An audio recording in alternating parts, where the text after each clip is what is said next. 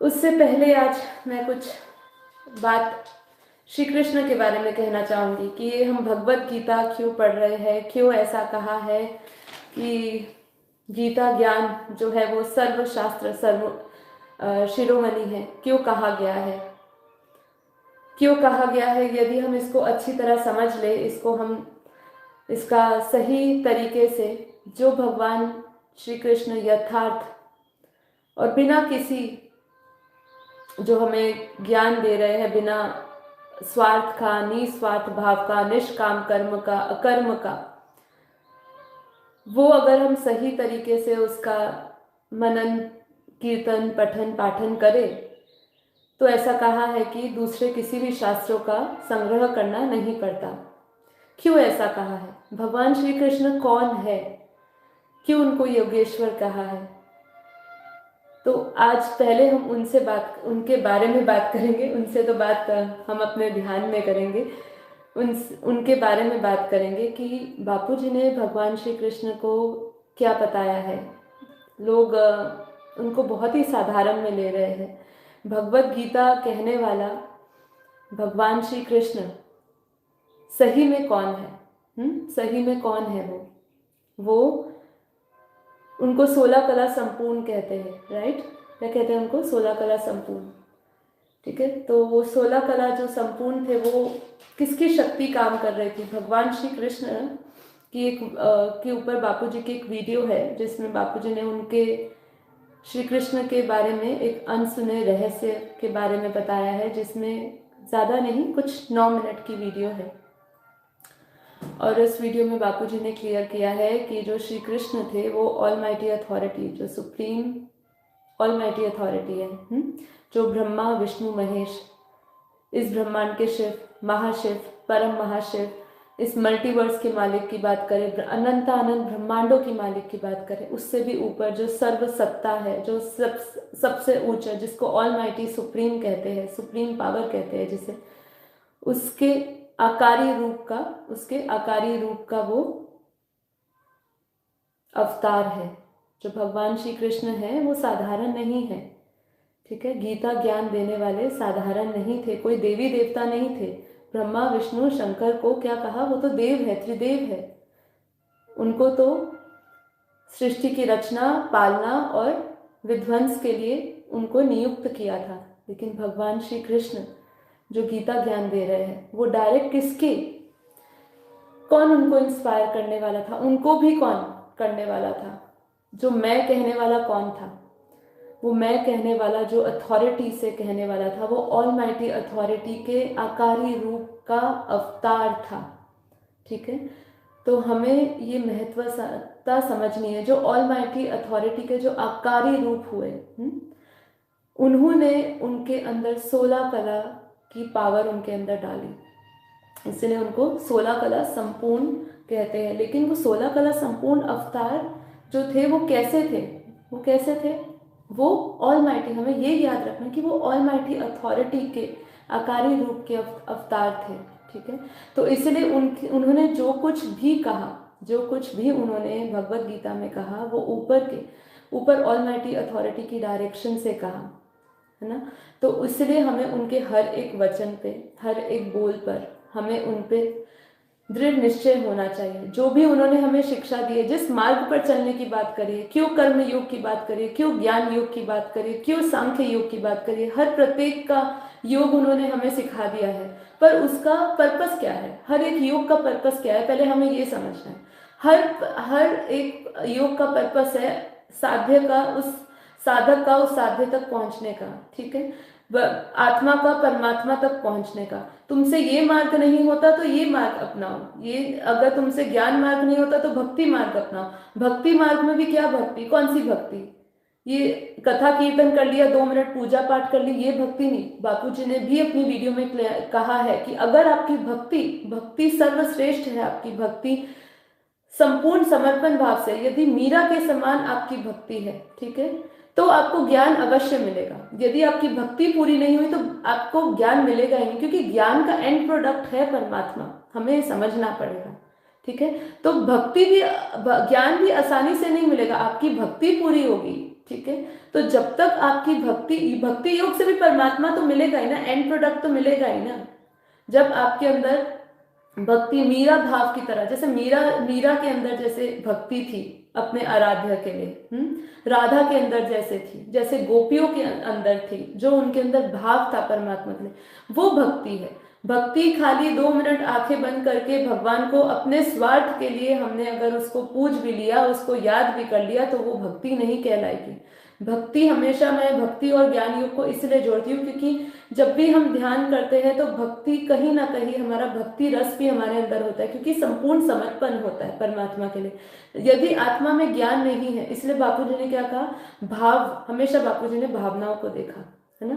यदि ज्ञान आत्मा में कम है लेकिन भावनाएं ज्यादा है, ठीक है, यदि उसके अंदर निष्ठा है, उसके अंदर दृढ़ निश्चय है कि हाँ ये परम सत्य है, तो हमेशा बापूजी ने उस आत्मा को भी सर्वश्रेष्ठ कहा। ज्ञान नहीं समझ आता, ज्ञान जरूरी है ज्ञान दाता को पहचानने के लिए। और मैं आपको सही बताऊं तो जितना आपके अंदर उनके प्रति सिर्फ निश्चय भाव भी होता है, ज्ञान का अभाव में अगर निश्चय भाव भी होता है, ये मेरा पर्सनल अनुभव है, इसमें सभी की अलग अलग प्रतिक्रिया हो सकती है, लेकिन अगर आपके अंदर परमात्मा के प्रति दृढ़ निश्चय है, विश्वास है, तो वो आपके अंदर शक्ति भी देता है कि आपके अंदर ज्ञान का बीज रोपण हो जाता है।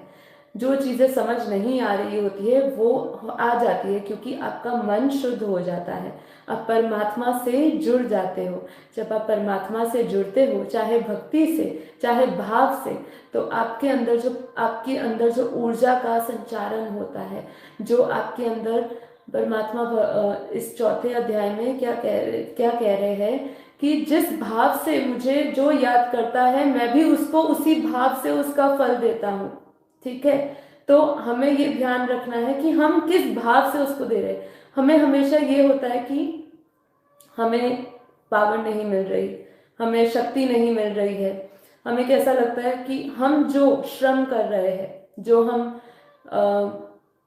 हम पुरुषार्थ कर रहे हैं, हमें ऐसा लगता है हमें उसके अनुकूल जो तप के जो हमें फल मिलना चाहिए, जो आशीर्वाद मिलना चाहिए, जो जीवन मिलना चाहिए, वो नहीं मिल रहा है। चाहे जो स्पिरिचुअल ग्रोथ है, जो हमारी जागृति है, वो भी उस तरीके पे नहीं जा रही है। यदि हमें ऐसा लगता है तो स्वयं को चेक करें, क्योंकि परमात्मा ने तो कह दिया है, भगवान श्री कृष्ण ने तो कह दिया है कि जिस भाव से तू मुझे याद करेगा, मैं उसी भाव में तुझे सामने प्रकट होऊंगा तेरे, और उसी भाव का मैं तुझे फल दूंगा, ठीक है। तो ये चीज क्लियर है कि अपने आप को फिर जज करें कि कहाँ पे मेरी कमी कमजोरी है, क्यों मैं पावरलेस हूँ, क्यों मेरे अंदर नेगेटिविटी है। तो ये चीज हमें समझना है।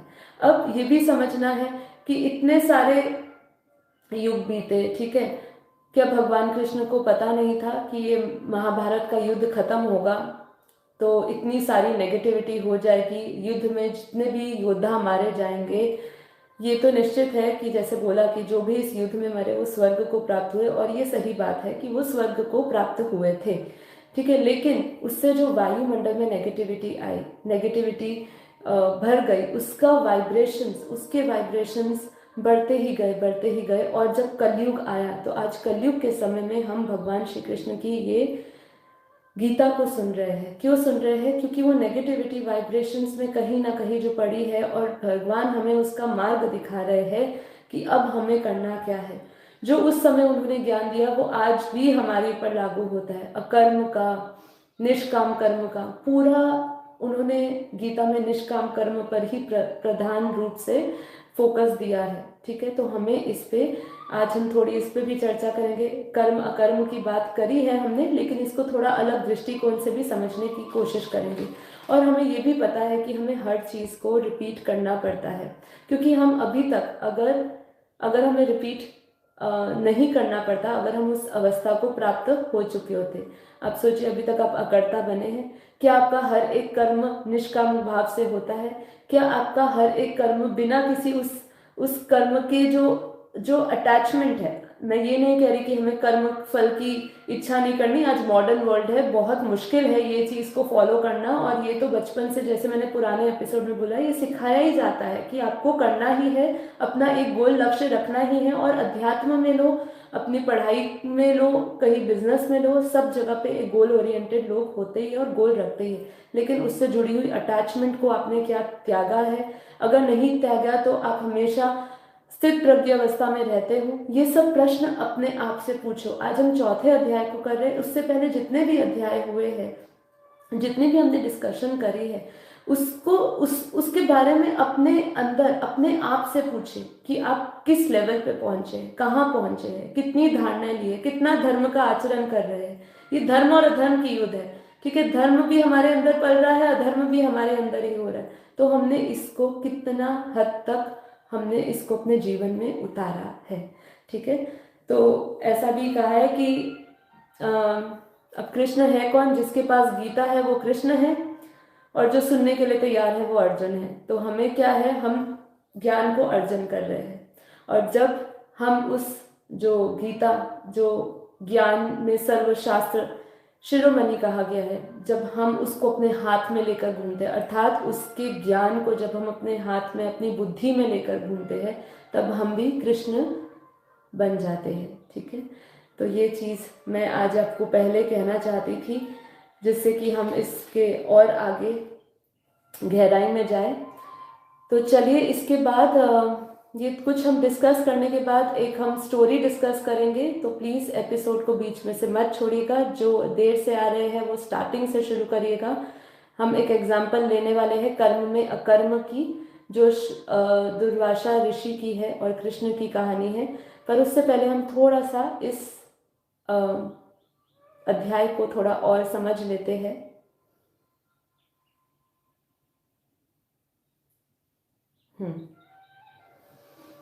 चौथे अध्याय में श्री कृष्ण अर्जुन के को दिया जा रहे दिव्य ज्ञान के आदिकालीन उद्गम को प्रकट करते हुए उसमें उसके विश्वास को पुष्ट करते हैं। वे बताते हैं कि वही शाश्वत ज्ञान है जिसके उपदेश उन्होंने आरंभ में सर्वप्रथम सूर्य देव को दिया था, और फिर परम रागत पद्धति से यह ज्ञान निरंतर राज ऋषियों तक पहुंचा। आप सब जानते हैं कि ये जो गीता ज्ञान है, भगवान श्री कृष्ण ने कहा है कि आरंभ में उन्होंने सूर्य को दिया था, सूर्य ने अपने पुत्र मनु को दिया था, और मनु से उन्होंने इक्ष्वाकु राजा को दिया था, और फिर ज्ञान निरंतर राज ऋषियों तक पहुंचता रहा। अब वह अर्जुन, जो उनके प्रिय मित्र है, परम भक्त है, वह के सम्मुख इस दिव्य ज्ञान को प्रकट करने जा रहे हैं। अब अर्जुन प्रश्न करते हैं कि श्री कृष्ण जो वर्तमान में उसके सम्मुख खड़े हैं, वह इस ज्ञान का उपदेश युगों पूर्व सूर्य देव को कैसे दे सकते हैं? देखिए, हमें समझना है कि इसी में भगवान श्री कृष्ण कहते हैं कि तेरे अनंत जन्म हुए, मेरे अनंत जन्म हुए हैं, तुझे अपने जन्म याद नहीं है, मुझे अपने जन्म याद है। देखिए, ये जो अवतार हुए हैं ना अलग अलग समय पे, विष्णु के, शिव के, ये क्यों हुए हैं? जब भगवान श्री कृष्ण ने क्या कहा अध्याय 4 में, क्या कहा कि जब जब धर्म की यदा यदा ही धर्म से ग्लानि भरति भावतु, जब जब धर्म की ग्लानि होती है तब मैं आता हूँ, ठीक है? क्या करने आता हूँ? क्या करने आते हैं वो भगवान श्री कृष्ण? धर्म की स्थापना करने आते हैं, बुराई का विनाश करने आते हैं। तो इसलिए उनके भी अनेक अवतार हुए हैं, विष्णु के अनेक अवतार हुए हैं, इसीलिए उन्होंने ऐसा कहा कि मेरे अनंत जन्म हो चुके हैं, लेकिन तुम्हारे भी जन्म हो चुके हैं, लेकिन तुम अपने जन्मों को जानता नहीं हूँ, मैं अपने जन्मों को जानता हूँ। इसके श्री कृष्ण अपने अवतारों का रहस्य प्रकट करते हैं। वे बताते हैं कि भगवान अजन्मा और सनातन है, फिर भी वह अपनी योग माया शक्ति द्वारा धर्म की स्थापना के लिए पृथ्वी पर प्रकट होते हैं, लेकिन उनके जन्म और कर्तव्य दिव्य होते हैं। क्या होते हैं? उनके जन्म दिव्य होते हैं, जन्म भी दिव्य होता है और कर्तव्य और कर्म भी दिव्य होता है। वे भौतिक विकारों से दूषित नहीं हो सकते। जो इस रहस्य को जानते हैं वो अगाध श्रद्धा के साथ उनकी भक्ति में लीन रहते हैं और उन्हें प्राप्त कर फिर इस संसार के पुनर्जन्म नहीं लेते हैं, संसार में पुनर्जन्म नहीं लेते हैं।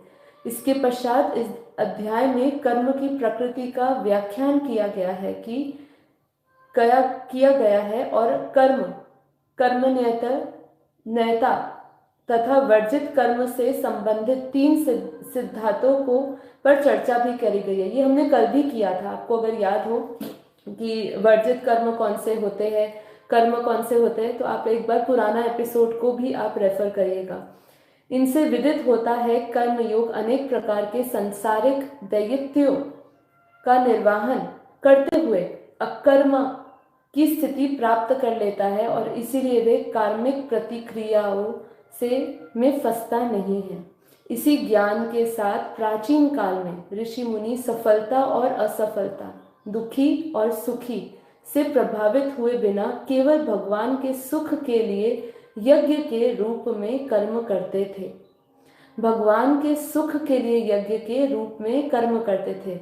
यज्ञ कई प्रकार के होते हैं, इनमें से कई यज्ञ का उल्लेख यहाँ किया गया है।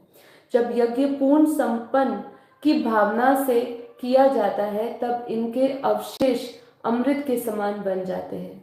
ठीक है, तो भगवान श्री कृष्ण क्या कहते हैं, इन्होंने क्या कहा, कर्म कैसे कर, यज्ञ के समान कर। क्यों यज्ञ के समान कर? जब हम यज्ञ के समान कर्म करते हैं तो हमारी जो भी आसक्तियां हैं, ठीक है, जो कर्म से जुड़ी हुई है, वो इस योग अग्नि में, उस यज्ञ के अग्नि में वो जल जाती है। और जब वो जल जाती है तो हमें अपने ओरिजिनल दिव्य स्वरूप का ज्ञान होता है। तो वो क्या कहते हैं, अपने कर्म को यज्ञ समान बन, हमारा मन शुद्ध हो जाता है। और जब तक आपका मन शुद्ध नहीं होगा तब तक आप परमात्मा तक नहीं पहुंच पाएंगे। ये सभी जो भी विधियां बताई है ना, कर्म योग की, ध्यान योग की, ज्ञान योग की, सांख्य योग की, ये सब आपका मन शुद्ध करने के लिए बताई गई है। जब आप अपना मन शुद्ध करेंगे, मन से ऊपर उठेंगे, फिर क्या करेंगे, फिर हमारी बुद्धि ज्ञान से भरेगी। जब ज्ञानमय बुद्धि हो जाएगी तो हमें आत्मा का ज्ञान होगा। राइट, आप खुद सोच लीजिए कि ये जो पूरी भगवत गीता कही गई है, अगर हम इसको बहुत ही साधारण एक लेमन भाषा में समझाए तो ये एक मन और आत्मा की स्थिति है। ये जो संवाद हो रहा है ये कृष्ण और सिर्फ अर्जुन के बीच में नहीं है, ये मन और आत्मा के बीच का संवाद हो रहा है। यहाँ मन को विषय विकारों से हटाने की बात हो रही है, बार बार यहाँ निष्काम कर्म की बात हो रही है, आसक्तियों को मिटाने की बात हो रही है। क्यों हो रही है? जब हम ये सब चीज़ों से, आसक्तियों से अनासक्त हो जाएंगे, जब हम आत्मा और अनात्मा के भेद को समझेंगे, ठीक है, तब हम जीवन मुक्त अवस्था को प्राप्त होंगे, तब हम ये जन्म मरण के चक्र से छूट पाएंगे। इसीलिए हमें ये समझना अति आवश्यक है, ज्ञान को धारण करना अति आवश्यक है। ठीक है, अब हम आगे बढ़ते हैं। जब यज्ञ संपूर्ण की भावना से संपन्न किया जाता है तब इनके अवशेष अमृत के रूप के समान बन जाते हैं। अमृत मतलब जो अमर बनाता है। अमर क्या बनाता है? अमर ज्ञान ही बना सकता है। ज्ञान से पवित्र ना कोई वस्तु है, ना कोई तत्व है। भगवान श्री कृष्ण के ये बोल है। ठीक है, ऐसा अमृत का पान करने से साधक के भीतर अशुद्धता समाप्त हो जाती है। इसलिए यज्ञों का अनुष्ठान पूर्ण निष्ठा और ज्ञान के साथ करना चाहिए। कैसे? ज्ञान के साथ। हमेशा जब आप भक्ति भी लगा रहे हो परमात्मा में तो उसमें ज्ञान का संयोग करिए। ठीक है, तो आप देखिए आपके अंदर कितनी स्थिरता आ जाएगी। भक्ति योग आपके मन के विचलित जो है, जो चंचलता है, उसको खत्म कर देता है, लेकिन ज्ञान जो है वो आपको स्थिर बना देता है। देखिए ये जो मार्ग, ये जो हम आज अध्याय की बात कर रहे हैं वो क्या है? वो क्या है? ज्ञान कर्म संन्यास। ठीक है, तो इसमें ज्ञान भी आ रहा है, कर्म भी आ रहा है, और फिर भी हम संन्यास का रूप ले रहे हैं, सन्यासी बन रहे हैं। कैसे सन्यासी बन रहे हैं? ये मेरी खुद की व्याख्या है, हाँ, यहाँ पे लिखा नहीं है। तो आपको संन्यास कैसे संन्यास धर्म कैसे? क्या भगवा कपड़े पहनने का सन्यासी का रूप धारण करने से संन्यास बनता है? नहीं बनते। बापूजी ने कभी ये नहीं बोला। क्यों? अगर ऐसा होता तो क्यों गृहस्थ आश्रम को सर्वश्रेष्ठ कहा जाता? उसमें रहते हुए, कर्म अपने नियत कर्म करते हुए अकर्ता की अवस्था को धारण करने की यहाँ बात हो रही है। और ये कैसे आ सकता है? ये ज्ञान द्वारा आता है। जितनी आपकी ज्ञान से आपकी अपनी बुद्धि को आप सूक्ष्म बनाते जाएंगे, वो ऑटोमेटिकली बनती है, हमें बनानी नहीं पड़ती। ज्ञान से हमारी जो निर्मलता है, जो शुद्धता है, जो आत्मा की शक्ति है, वो निखर जाती है। और जब वो निखर जाती है तो अपने आप, क्योंकि हमेशा हम योग में क्या बोलते हैं, इस शरीर से श्रेष्ठ क्या है, इंद्रियों से श्रेष्ठ क्या है, मन, मन से श्रेष्ठ है बुद्धि।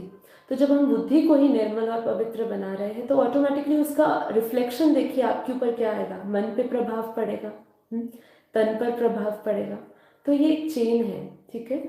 तो इसलिए क्या कहा है, ज्ञान रूपी नौका की सहायता से, ज्ञान रूपी नौका की सहायता से महापापी भी संसार रूपी कष्टों के सागर को सरलता से पार कर लेते हैं। देखिए यहाँ ज्ञान रूपी नौका कहिए, भक्ति या पूजा अर्चना के सहायता से बात नहीं हो रही है।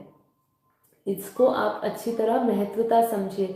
ये स्पेशली उन लोगों के लिए भी एपिसोड है जो खाली मेडिटेशन करना चाहते हैं लेकिन ज्ञान को धारण नहीं करना चाहते। उनको लगता है बस हमने आंखें बंद करी, 2 मिनट अपने आप में श्वासों में ध्यान दिया और उससे हमने अपने आप के संकल्पों को थोड़ी देर शांत किया, विचारों को शांत किया और मन को शांति की अनुभूति भी हुई, परम शांति की भी अनुभूति हुई।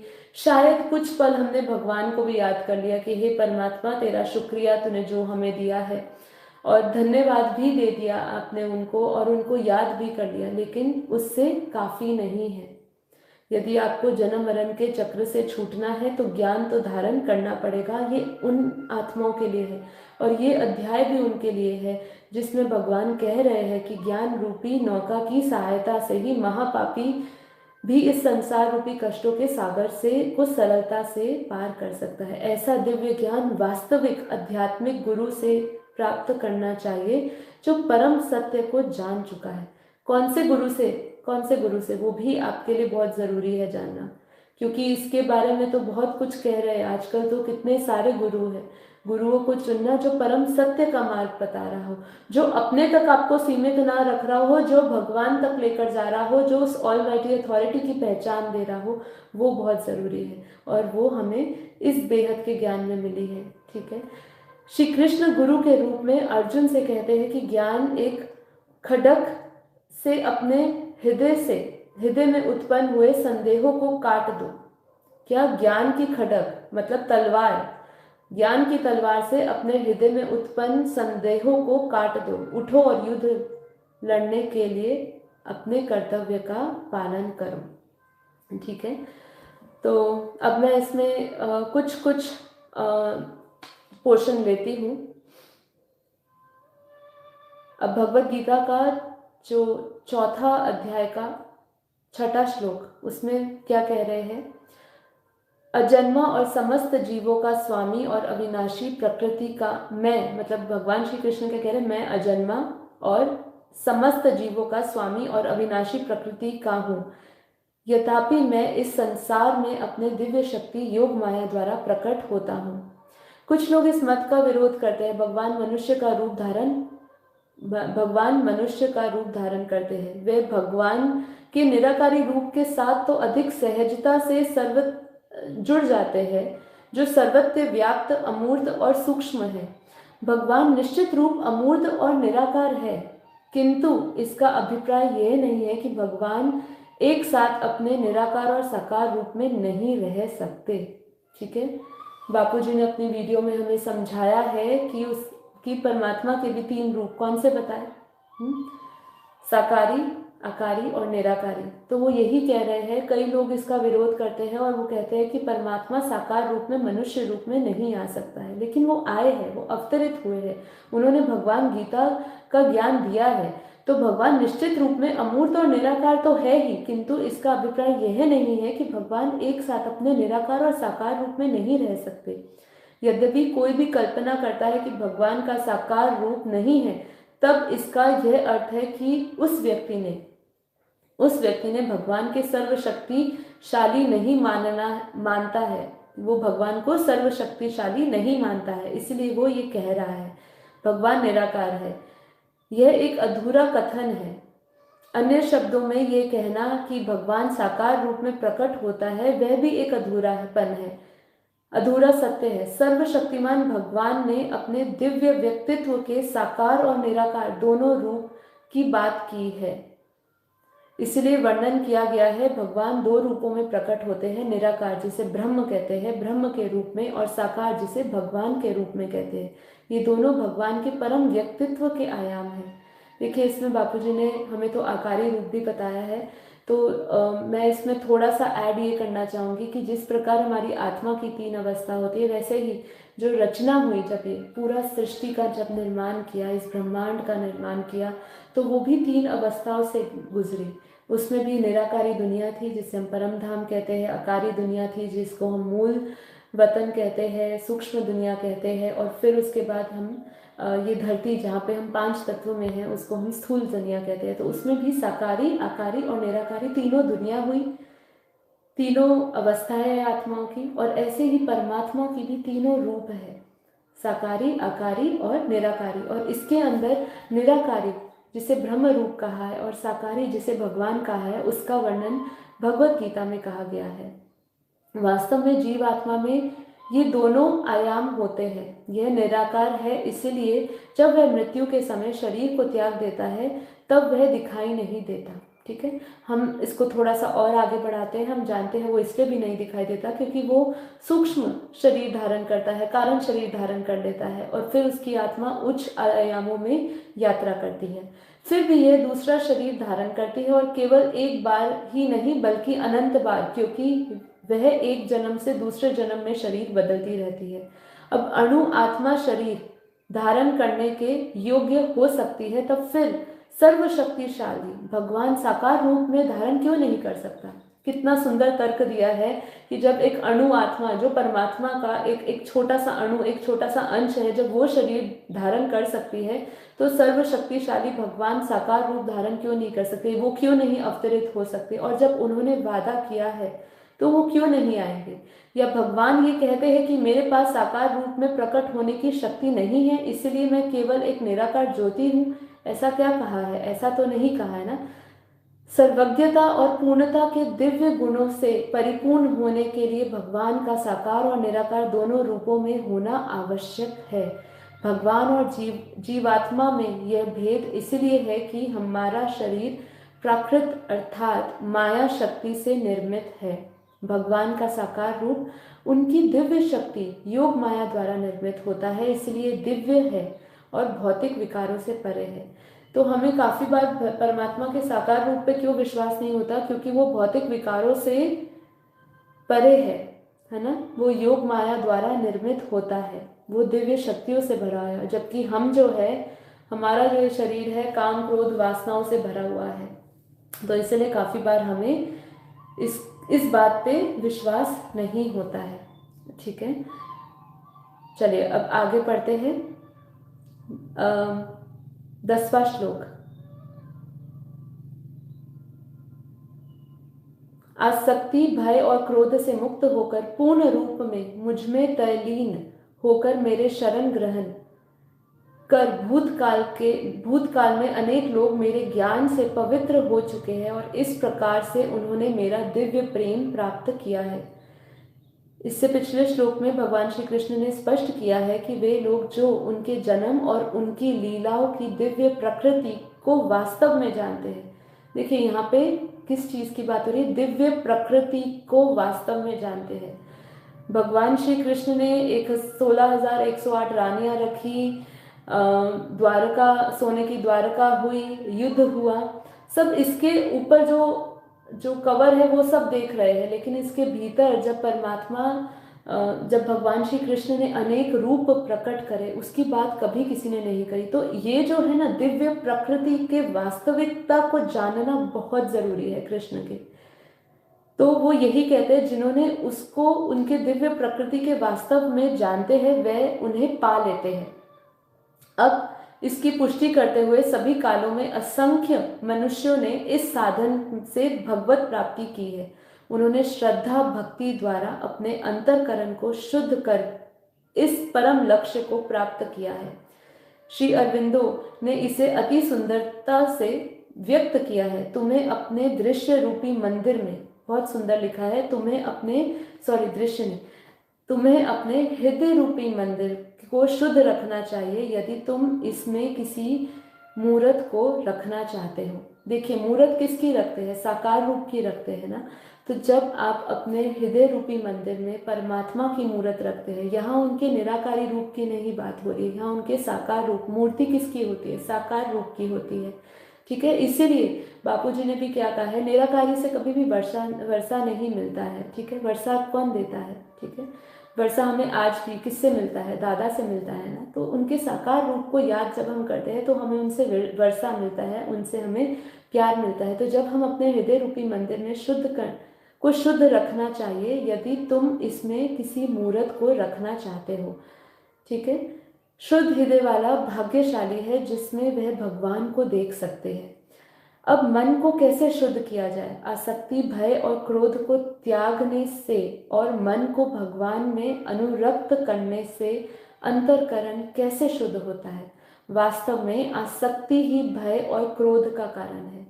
आप देख लीजिए, अपने आप को ही एनालाइज कर लीजिए। जब आपको किसी चीज़ से अटैचमेंट होती है, उसको खोने का भय, और फिर उससे जुड़ी हुई जो इनसिक्योरिटी पैदा होती है, और फिर उसके बाद जो आप में अंदर क्रोध आता है, वह आसक्ति का कारण है। जिन सांसारिक वस्तुओं में हमारी आसक्ति है वह हमसे छिन जाएगी, इसकी आशंका से भय उत्पन्न होता है, और आसक्ति के विषयों की प्राप्ति में बाधा आने से क्रोध उत्पन्न होता है। इसीलिए आसक्ति ही मन के अशुद्ध होने का मुख्य कारण है। ये माया का संसार 3 प्रकृति गुणों से भरा हुआ है, सत्व, रजस और तमस। ये सभी जानते हैं कि हमारा ये जो प्रकृति है, हमारी खुद की भीतर की प्रकृति भी, आसपास की प्रकृति भी 3 गुणों से भरी है, सत्व, रजस और तमस। संसार के सभी विषयों और सभी मनुष्य इन 3 गुणों के अधिपत्य है। जब हम स्वयं को किसी सांसारिक पदार्थ, विषय या व्यक्ति के अनुरक्त कर देते हैं, तब हमारे मन में भी 3 गुणों से प्रभावित होता है। इसके विपरीत जब हम अपने मन को भगवान जो तीनों गुणों से परे है में अनुरक्त करते हैं, मतलब उसमें लगाते हैं, उसमें स्थापित करते हैं, तब ऐसे संपूर्ण भक्ति से मन शुद्ध हो जाता है। इस प्रकार से मन को काम, वासनाएं, क्रोध, लोभ, शत्रुता और मोह के विकारों से शुद्ध करने का प्रभावी उपाय इस संसार में विरक्त करना और परम भगवान के अनुरक्त करना है। इसलिए रामायण में वर्णित भी है, भगवान की भक्ति बिना मन का मैल नहीं धुल सकता है। ज्ञान योग के महान प्रवर्तक शंकराचार्य ने भी कहा है कि भगवान श्री कृष्ण के चरण कमलों की भक्ति में लीन हुए बिना मन को शुद्ध नहीं होगा। तो जब तक, इसका सारांश ये है कि जब तक आप अपने आराध्य से, परमात्मा से नहीं जुड़ते हैं, ठीक है, उससे जुड़ने के लिए आपको उसको जानना है, स्वयं को जानना है, ज्ञान मार्ग में चलना है। ज्ञान जितना उतरता जाएगा, अपने आप को जानोगे, अपने आप से अपने आराध्य, अपने इष्ट, अपने क्रिएटर को जानेंगे, उस परम सत्ता को जानेंगे, उसके अनेक रूप को जानेंगे, उसके अवतरित रहस्यों को जानोगे। ठीक है, जानेंगे कि ब्रह्मा विष्णु शंकर तो जो है वो एक ब्रह्मांड के ही त्रिदेव है। ऐसे अनंत ब्रह्मांड है, ऐसे अनंत महाब्रह्मांड है, परम महाब्रह्मांड है। जब हम इस दुनिया का विस्तार जान लेंगे और फिर इस विस्तार को रचने वाला वो जो हम सार है, वो जो बिंदु है, वो बिंदु से जब हम सिंधु की ओर बढ़ते जाएंगे, जब हम उस सिंधु को जान जाएंगे, ठीक है, जब हम उस परम पिता परमात्मा को जान जाएंगे और उसमें जब हम समर्पित हो जाएंगे, तो हमारा मन शुद्ध हो जाएगा। क्योंकि वहाँ तो वैसा देखा जाए, जब हम परमात्मा में स्थापित हो जाते हैं तो हमारे अंदर जो है मन रहता ही नहीं है। ठीक है, मन रहता ही नहीं है, मन और शरीर से हम ऊपर उठ जाते हैं। जब मन रहता नहीं है तो मन को क्या शुद्ध करना, तब हमारा आत्मा का परमात्मा से मिलन होता है। और उसमें भी क्या होता है, उसका भी अगली चरम सीमा क्या है कि हम उसी के समान बन जाते हैं, उसी में समा जाते हैं। ठीक है, अब जैसे कि मैंने आपको कहा था, अभी हम इस अध्याय को यहीं पर ख़त्म करते हैं और इसको आप रिपीट करेगा। अब मैं आपके साथ एक शेयर कर रही हूँ स्टोरी जिसमें कर्म में अकर्म की स्थिति कही है। ठीक है, इससे पहले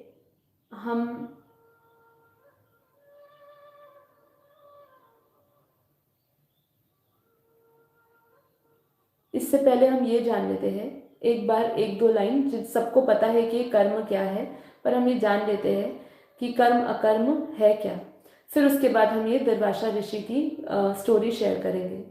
जिनको पता नहीं है, जो बिल्कुल नए हैं, उनके लिए मैं ये रिपीट कर रही हूँ। आप भी अपने आप जो बेहद की आत्माएं हैं, जो पहले से ही जागृत आत्माएं, जिनको पहले से ही ये सब ज्ञान है, वो रिपीट मोड पे सुन लीजिए। अब और मैं जल्दी ही इसको ख़त्म करती हूँ। अकर्म क्या है? जो मनुष्य कर्म में अकर्म देखता है, जो अकर्म में कर्म देखता है, वह मनुष्य में बुद्धिमान है और योगी है एवं संपूर्ण कर्मों को करने वाला है। यानी मूल रूप से जो कर्म की परिभाषा है कि क्रिया कर्म है, तो इन क्रियाओं में अर्थात इन कर्मों को करते हुए आसक्त नहीं होना तथा मैं आसक्त नहीं हूँ, उन कर्मों में ऐसा सोचने को भी कर्म मानना, यह कर्म में अकर्म और अकर्म में कर्म देखना है। अर्थात सिंपल, बहुत सिंपल ये कि जब हम अपने किए हुए कर्म में ये जानते हैं कि मैं इससे आसक्त नहीं हूँ, ठीक है, तब वो हमारा अकर्म बन जाता है। एक एक लाइन में मैं समझा रही हूँ। कर्म सब जानते ही है, जो हमारे नियत कर्म है, जो हमने कल डिस्कस करे हैं। कर्म भी कितने प्रकार के हम करते हैं, उसके लिए आप कल का एपिसोड देखिएगा। समय का अभाव होने के कारण हम लोग सीधा अपनी स्टोरी पर आते हैं। सभी जानते हैं, यहाँ सभी महाज्ञानी है कर्म, विकर्म और अकर्म क्या है, पर मैंने अकर्म की भाषा बता दी क्योंकि काफ़ी लोग उसमें थोड़ा सा मूंझ जाते हैं, इसलिए मैंने वो बता दिया। जिसमें हमारा अनासक्त भाव नहीं होता है, वो हमारा अकर्म बन जाता है, अकर्ता भाव हो जाता है। चलिए अब स्टोरी पे आते हैं। स्टोरी है दुर्वासा ऋषि और कृष्ण की। एक बार गोपियों को पता चला कि दुर्वासा ऋषि आए हैं और वह यमुना के पार ठहरे हुए हैं। गोपियां ऋषि दुर्वासा के लिए व्यंजन आदि सेवा से समर्पित करना चाहती थी, किंतु यमुना जल अधिक था, इसलिए पार करना कठिन था। जब गोपियों को कोई मार्ग ना मिला, तब वो अपने प्रिय कृष्ण के पास गई और अपनी समस्या बताई। श्री कृष्ण ने कहा, जाओ यमुना से कह दो यदि कृष्ण आजीवन ब्रह्मचारी है तो उनको मार्ग यमुना दे दे। गोपियों के मन ही मन में हंसने लगी, सोचने लगी कि दिन भर तो हमारे पीछे घूमते हैं, रास रचते हैं और अपने को आजीवन ब्रह्मचारी कह रहे हैं। ठीक है, देखिए गोपियां की ये मनोस्थिति थी, उनके मन की भावना थी। किंतु जो श्री कृष्ण ने कहा वह गोपियों ने श्री यमुना जी से कह दिया और श्री यमुना जी ने भी मार्ग दे दिया। श्री यमुना जी को पार कर गोपियां श्री दुर्वासा के निकट गई और उन्हें भोजन कराकर जब चलने लगी, तब उन्होंने ऋषि दुर्वासा से कहा कि हम वापस कैसे जाएं। ऋषि दुर्वासा ने पूछा, आप लोग आई कैसे थी? तो उन्होंने कहा, श्री कृष्ण की बात बता दी। तब श्री ऋषि दुर्वासा बोले, जाओ यमुना जी से कह दो यदि दुर्वासा नित्य और उपवासी है तो यमुना मार्ग दे दे। गोपियों को बहुत आश्चर्य हुआ। इतना ढेर सारा व्यंजनों को ग्रहण करने के पश्चात भी ऋषि दुर्वासा अपने आप को नित्य उपवासी कह रहे हैं, किंतु उन्होंने ऋषि की उपेक्षा ना करते हुए वही वाक्य यमुना जी को कह दिया और यमुना जी ने गोपियों को वापस जाने का मार्ग भी दे दिया और गोपियां वापस आ गई। रास रचने वाले श्री कृष्ण आजीवन ब्रह्मचारी और रास रचने वाले श्री कृष्ण और व्यंजनों को ग्रहण करने वाले ऋषि दुर्वासा नित्य उपवासी कैसे? ठीक है, रास रचने वाले श्री कृष्ण और व्यंजनों को ग्रहण करने वाले ऋषि दुर्वासा अनासक्त होने के कारण कर्म करते हुए भी कर्म फल से मुक्त थे। दोबारा फिर यमुना के पास जाओ और कहो कि अगर कृष्ण आजीवन ब्रह्मचारी रहा और नितांत अनासक्त है तो हमें मार्ग दे। गोपियां मन ही मन हंसी कि हमेशा तो हमारे साथ रहते हैं और कह रहे हैं कि अपने आप को अनासक्त योगी। फिर भी उन्होंने यमुना तट पर जाकर वही शब्द दोहराए। अचरज में डूबी गोपियां सोचने लगी कि यह गुरु शिष्य दोनों विचित्र है। एक और ढेर सारा पकवान भरे थाल डकार मार जाने वाले गुरु स्वयं को नित्य उपवासी कह रहे हैं और हमारे साथ रहने वाला, रास रचने वाला उनका शिष्य स्वयं योगी ब्रह्मचारी अपने आप को बताते हैं। गोपियां नादान थी। दरअसल श्री कृष्ण और दुर्वासा ऋषि दोनों आसक्ति रहित थे।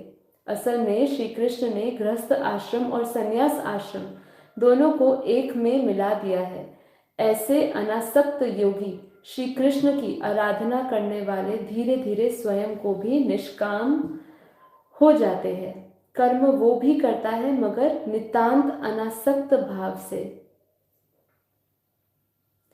रास में गोपियों का पार्थिव शरीर का अतिक्रमण कर गई होती है। वह मात्र चित्ती तत्व है। इसलिए भगवतकार ने कहा है, माया रहित शुद्ध जीव को ब्रह्म के साथ विलास ही रास है। रास में आत्म तत्व का परम तत्व में निर्विकार मिलन होता है। क्या? आत्म तत्व का परम तत्व में निर्विकार मिलन होता है। उसे काम लीला मानना घोर मूर्खता है और नादानी है। वह काम लीला नहीं, काम पर विजय लीला है। ठीक है, तो ये एक छोटी सी कहानी जिसमें कर्म को अकर्म की बात करी है, जिसमें गुरु शिष्य, जिसमें भगवान श्री कृष्ण जिन्होंने कहा गोपियों को कि यदि मैं ब्रह्मचारी हूँ तो यमुना जी आपको मार्ग देगी। और वैसे ही जब ऋषि दुर्वासा ने भी कहा कि मैं उपवासी हूँ, नित्य उपवासी हूँ, तो आपको यमुना जी मार्ग देगी। तो आप समझे कि वो दोनों कर्म में लगे हुए हैं, लेकिन वो किस भाव से कर रहे हैं वो इसके अंदर दर्शाया है। ठीक है, तो ये हमारी एक छोटी सी स्टोरी थी। तो आज के लिए हम इसी पर समाप्त करते हैं और हम अपना योग करते हैं। तो हमें जो भी चीज़ें इस अध्याय से मिली है उस चीज़ को आप याद करें, उसको धारणा ले उसकी। और एक चीज़ समझे, परमात्मा के शब्द थे कि वो जब जब धर्म और अधर्म की लड़ाई होगी तब वो प्रकट होंगे। तो आप समझे उनकी एनर्जी तो है ही, परिवर्तन तो बहुत नजदीक है ही। देखिए परिवर्तन लगातार होता जा रहा है।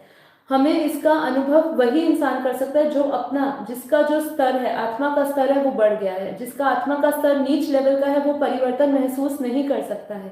परिवर्तन निश्चित हो रहा है। परमात्मा स्वयं इस कार्य में लगे हुए हैं। इसको मैं आपको अपने विश्वास से, इस ज्ञान से मैं आपको कह सकती हूँ। इसलिए जो भी मुझे पहली बार सुन रहे हैं वो ये समझे कि परिवर्तन निश्चित है। दुख के बाद जैसे सुख आता है, अंधकार के बाद प्रकाश आता है, रात के बाद हमें सूर्य की रोशनी मिलती है, सूर्य का प्रकाश मिलता है, उसी प्रकार सतयुग के बाद, कलयुग के बाद जैसे सतयुग आता है, ठीक है, ऐसे ही वो दुनिया स्थापित होने वाली है, परिवर्तन होने वाला है। कौन सा सतयुग आने वाला है? देवी देवताओं का राज्य नहीं आने वाला है, बेहद के विश्व का परिवर्तन होने जा रहा है।